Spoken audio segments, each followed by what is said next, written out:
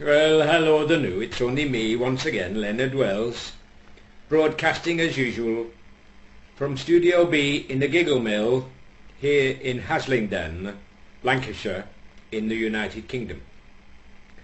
Studio B gives me the privilege of having as my studio engineer that very sweet chap from Berchtesgaden in Bavaria, Adolf Apfelstrudel. This gives me technical expertise second to none. Unfortunately, it also means that I'm limited by this chap to 12 digital megaburgers per broadcast. And unfortunately, I therefore have to deny you that all-time thrill of my very forgettable, world-famous rendition of Nessun Dorma.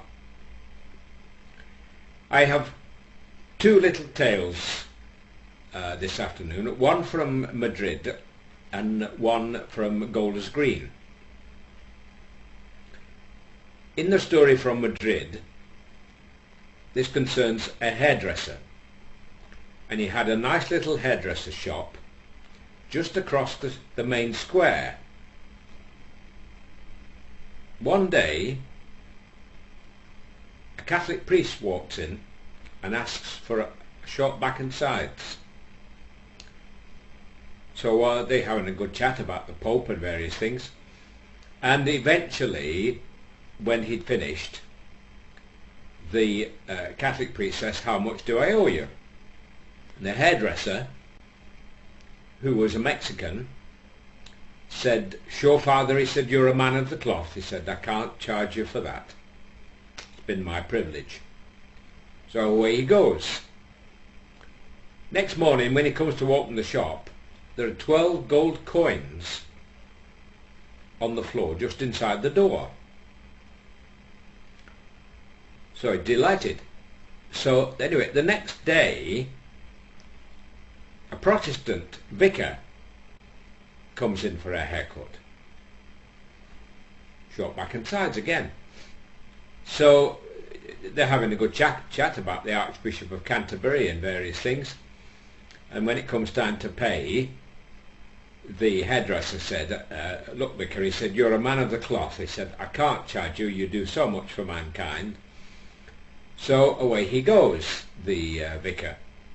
Next morning, there are 12 rubies on the floor inside the doorway.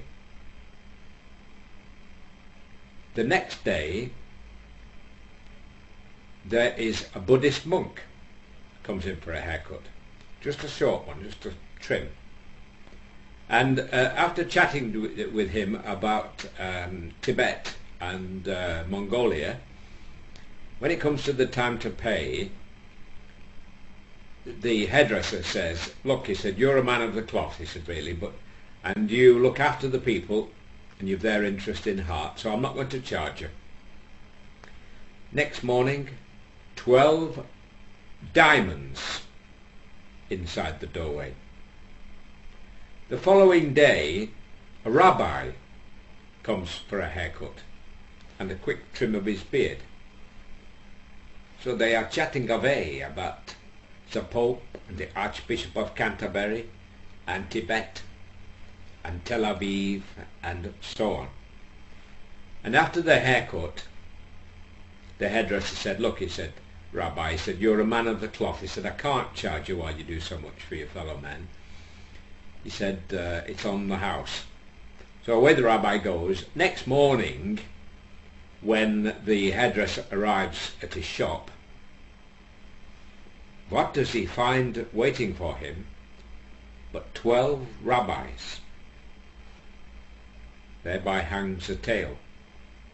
My second short little ditty from London concerns a Chinese takeaway in the Edgware Road. One morning, a bin man walks in and says to the proprietor, "Where's your bin?" And the proprietor says, "I've been to Hong Kong."